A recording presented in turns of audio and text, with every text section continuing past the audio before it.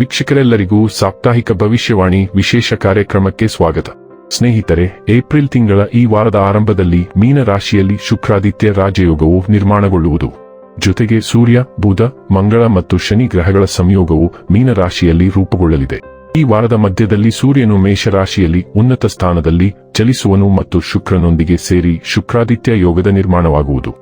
ಜೊತೆಗೆ ಈ ವಾರದ ಮಧ್ಯದಲ್ಲಿ ಚಂದ್ರನು ಮೀನ ರಾಶಿಯಲ್ಲಿ ಚಲಿಸುವ ಮೂಲಕ ಧನ ಯೋಗದ ನಿರ್ಮಾಣವಾಗುವುದು. ಏಕೆಂದರೆ ಚಂದ್ರ ಮತ್ತು ಮಂಗಳನ ನಡುವೆ ಈ ಸಂಯೋಗವು ರೂಪುಗೊಳ್ಳಲಿದೆ. ಏಪ್ರಿಲ್ 13ರಿಂದ ಏಪ್ರಿಲ್ 19ರವರೆಗಿನ ತುಲಾ ರಾಶಿಯವರ ಭವಿಷ್ಯವನ್ನು ತಿಳಿದುಕೊಳ್ಳೋಣ. ಈ ವಾರ ತುಲಾ ರಾಶಿಯವರ ಫಲಾಫಲಗಳೇನು, ಗ್ರಹಗತಿಗಳು ಹೇಗಿರಲಿವೆ, ಕೌಟುಂಬಿಕ ಸಾಮಾಜಿಕ ಜೀವನ ಹಾಗೂ ವ್ಯಾಪಾರ ವಹಿವಾಟು ಹೇಗೆ ನಡೆಯಲಿದೆ, ಅಲ್ಲದೆ ಯಾವೆಲ್ಲ ಸಮಸ್ಯೆಗಳು ನಿಮ್ಮನ್ನು ಈ ಸಾಪ್ತಾಹಿಕದಲ್ಲಿ ಕಾಡಲಿವೆ, ಅವುಗಳಿಗೆ ಪರಿಹಾರಗಳೇನು ಎಂಬುದನ್ನು ತಿಳಿಯಲು ಈ ವಿಡಿಯೋವನ್ನು ಸಂಪೂರ್ಣವಾಗಿ ವೀಕ್ಷಿಸಿ. ನೀವಿನ್ನೂ ನಮ್ಮ ಚಾನೆಲ್ ಸಬ್ಸ್ಕ್ರೈಬ್ ಮಾಡದೇ ಇದ್ದರೆ ಕೂಡಲೇ ನಮ್ಮ ಚಾನೆಲ್ ಸಬ್ಸ್ಕ್ರೈಬ್ ಮಾಡಿ. ಹೆಚ್ಚಿನ ವಿಡಿಯೋ ಅಪ್ಡೇಟ್ಗಾಗಿ ಪಕ್ಕದ ಬೆಲ್ ಐಕಾನ್ ಬಟನ್ ಕ್ಲಿಕ್ ಮಾಡಿ. ಸ್ನೇಹಿತರೆ, ಈ ವಾರ ನಿಮ್ಮ ಸಂಘದ ಬಗ್ಗೆ ನೀವು ವಿಶೇಷ ಕಾಳಜಿ ವಹಿಸಬೇಕು. ಏಕೆಂದರೆ ನಿಮ್ಮ ಕಂಪನಿಯಲ್ಲಿರುವ ಕೆಲವು ಸ್ವಾರ್ಥಿ ವ್ಯಕ್ತಿಗಳು ನಿಮಗೆ ಒತ್ತು ನೀಡುವ ಸಾಧ್ಯತೆ ಇದೆ. ಈ ಕಾರಣಕ್ಕಾಗಿ ನೀವು ಸರಿಯಾಗಿ ತಿನ್ನಲು ಸಾಧ್ಯವಾಗುವುದಿಲ್ಲ. ಈ ವಾರ ನೀವು ಉತ್ತಮ ಲಾಭ ಗಳಿಸುವ ಸಾಧ್ಯತೆ ಇದೆ. ಇದರಿಂದಾಗಿ ನಿಮ್ಮ ಲಾಭದ ಹೆಚ್ಚಿನ ಭಾಗವನ್ನು ಸಂಗ್ರಹಿಸಲು ನಿಮಗೆ ಸಾಧ್ಯವಾಗುತ್ತದೆ. ಈ ಹೆಚ್ಚುವರಿ ಹಣವನ್ನು ರಿಯಲ್ ಎಸ್ಟೇಟ್ ಯೋಜನೆ ಅಥವಾ ಭೂ ಆಸ್ತಿಯಲ್ಲಿ ಹೂಡಿಕೆ ಮಾಡುವ ಮೂಲಕ ನಿಮ್ಮ ಭವಿಷ್ಯವನ್ನು ಸಹ ನೀವು ಭದ್ರಪಡಿಸಿಕೊಳ್ಳಬಹುದು. ಚಂದ್ರ ರಾಶಿಗೆ ಸಂಬಂಧಿಸಿದಂತೆ ಗುರು 9ನೇ ಮನೆಯಲ್ಲಿ ಇರುವುದರಿಂದ ಈ ವಾರ ಬಹಳ ವಿಶೇಷ ಅಥವಾ ನಿಕಟ ವ್ಯಕ್ತಿಯೊಂದಿಗೆ ವಿರೋಧಾಭಾಸದ ಕಾರಣದಿಂದಾಗಿ ನೀವು ತೊಂದರೆಗೊಳಗಾಗಬಹುದು. ಈ ಸಮಯದಲ್ಲಿ ಅವರೊಂದಿಗೆ ಬಹಿರಂಗವಾಗಿ ಮಾತನಾಡಲು ನಿಮಗೆ ಸಂಪೂರ್ಣವಾಗಿ ಸಾಧ್ಯವಾಗುವುದಿಲ್ಲ. ಇದರಿಂದಾಗಿ ನೀವು ನಿಮ್ಮ ಮಾನಸಿಕ ಒತ್ತಡವನ್ನು ಎದುರಿಸಬೇಕಾಗುತ್ತದೆ. ನೀವು ವಿದೇಶಕ್ಕೆ ಹೋಗಲು ಬಯಸುತ್ತಿದ್ದರೆ ಈ ವಾರ ನಿಮ್ಮ ಕನಸು ಈಡೇರುತ್ತದೆ. ಯಾಕೆಂದರೆ ನೀವು ಕೆಲಸದ ಕ್ಷೇತ್ರಕ್ಕೆ ಸಂಬಂಧಿಸಿದ ವಿದೇಶಿ ಪ್ರಯಾಣಕ್ಕೆ ಹೋಗಬೇಕಾಗಬಹುದು. ಇದರಿಂದಾಗಿ ಉತ್ತಮ ಲಾಭವನ್ನು ಗಳಿಸಿ ನಿಮ್ಮ ವೃತ್ತಿ ಜೀವನದಲ್ಲಿ ಮುಂದಿನ ಮಾರ್ಗವನ್ನು ಖಚಿತಪಡಿಸಿಕೊಳ್ಳಲು ನಿಮಗೆ ಸಾಧ್ಯವಾಗುತ್ತದೆ. ಆದ್ದರಿಂದ ಈ ಕಡೆ ಹಿಂಜರಿಕೆಯಿಲ್ಲದೆ ಪ್ರಯತ್ನಿಸುತ್ತಲೇ ಇರಿ. ಸ್ಪರ್ಧಾತ್ಮಕ ಪರೀಕ್ಷೆಗಳಿಗೆ ತಯಾರಿ ನಡೆಸುತ್ತಿರುವವರು ಈ ವಾರ ತಮ್ಮ ಅದೃಷ್ಟಕ್ಕಿಂತ ಹೆಚ್ಚಾಗಿ ತಮ್ಮ ಕಠಿಣ ಪರಿಶ್ರಮವನ್ನು ಹೆಚ್ಚು ಅವಲಂಬಿಸಬೇಕಾಗಿದೆ. ಅದೃಷ್ಟವು ನಿಮ್ಮನ್ನು ಸಾರ್ವಕಾಲಿಕವಾಗಿ ಬೆಂಬಲಿಸುವುದಿಲ್ಲ ಎಂದು ನೀವು ಚೆನ್ನಾಗಿ ಅರ್ಥ ಮಾಡಿಕೊಂಡಿದ್ದೀರಿ. ಆದರೆ ನೀವು ಸಾಯುವವರೆಗೂ ನಿಮ್ಮ ಶಿಕ್ಷಣವು ನಿಮ್ಮೊಂದಿಗೆ ಇರುತ್ತದೆ.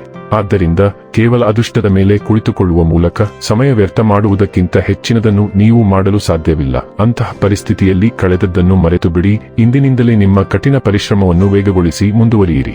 ತುಲಾ ರಾಶಿಯ ಸೂರ್ಯ, ಚಂದ್ರ ಮತ್ತು ಉದಯ ರಾಶಿಯವರಿಗೆ ಸೂರ್ಯ ಮತ್ತು ಮಂಗಳ ಈಗಾಗಲೇ ಮೇಷ ರಾಶಿಯಲ್ಲಿರುವುದರಿಂದ ಮತ್ತು ಈ ವಾರ ಬುಧ ಈ ರಾಶಿಗೆ ಬರುವುದರಿಂದ ಸಂಬಂಧ ವಲಯವು ತುಂಬಾ ಸಕ್ರಿಯವಾಗಿರುತ್ತದೆ.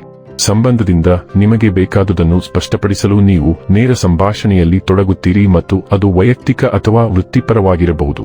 ಈ ಚರ್ಚೆಯು ಬಹು ಜನರು, ಕ್ಲೈಂಟ್ ಅಥವಾ ನಿಕಟ ಸಹಚರರನ್ನು ಒಳಗೊಂಡಿರುತ್ತದೆ ಮತ್ತು ಪ್ರಾಮಾಣಿಕ ಸಂವಹನ ಇರುತ್ತದೆ.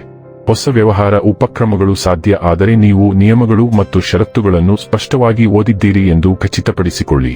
ಈ ಸಮಯದಲ್ಲಿ ವ್ಯಾಪಾರ ಸಭೆಗಳು, ಪಾರ್ಟಿಗಳು ಮತ್ತು ಇತರ ಸಭೆಗಳಂತಹ ಸಾಮಾಜಿಕ ಕೂಟಗಳು.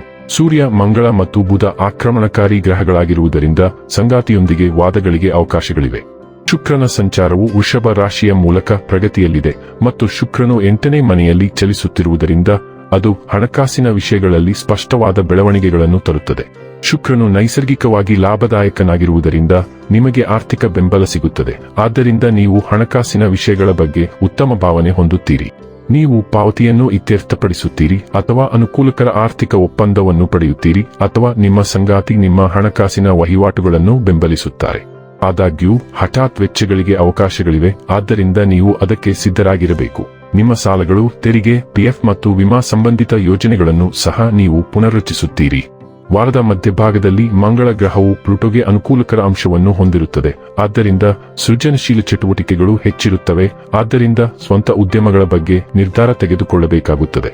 ನೀವು ದಿಟ್ಟ ಹೆಜ್ಜೆ ಇಡುತ್ತೀರಿ ಮತ್ತು ಅದು ನಿಮ್ಮ ಭಾವನೆಗಳನ್ನು ವ್ಯಕ್ತಪಡಿಸುವುದು, ಯಾರನ್ನಾದರೂ ಅನುಸರಿಸುವುದು ಅಥವಾ ಹಿಂಬಾಲಿಸುವುದು ಅಥವಾ ನಿಮ್ಮ ಪ್ರೇಮ ಜೀವನದಲ್ಲಿ ಅಪಾಯವನ್ನು ತೆಗೆದುಕೊಳ್ಳುವುದು ಆಗಿರಬಹುದು. ನೀವು ನಿಮ್ಮ ಪ್ಯಾಷನ್ ಯೋಜನೆಗಳ ಬಗ್ಗೆ ಯೋಚಿಸುತ್ತೀರಿ, ಆದರೆ ನೀವು ಯಾವುದೇ ಅಪಾಯವನ್ನು ತೆಗೆದುಕೊಳ್ಳಬೇಡಿ, ಏಕೆಂದರೆ ಮಂಗಳವು ಬೆದರಿಸುವವನು ಮತ್ತು ಅದು ನಿಮ್ಮನ್ನು ಅನಗತ್ಯ ಅಪಾಯಗಳನ್ನು ತೆಗೆದುಕೊಳ್ಳಲು ಪ್ರಚೋದಿಸುತ್ತದೆ. ಮಕ್ಕಳು ಮತ್ತು ಯುವಕರು ನಿಮ್ಮ ಜೀವನದಲ್ಲಿ ಹೆಚ್ಚಿನ ಪಾತ್ರವನ್ನು ಹೊಂದಿರುತ್ತಾರೆ.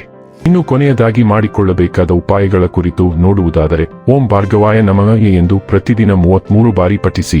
ವೀಕ್ಷಕರೇ, ಇದಾಗಿತ್ತು ತುಲಾ ರಾಶಿಯ ಜಾತಕದವರ ಏಪ್ರಿಲ್ 13ರಿಂದ ಏಪ್ರಿಲ್ 19ರವರೆಗಿನ ಫಲದ ಮಾಹಿತಿ ಇಷ್ಟವಾದರೆ ವಿಡಿಯೋವನ್ನು ಲೈಕ್ ಮತ್ತು ಶೇರ್ ಮಾಡಿ.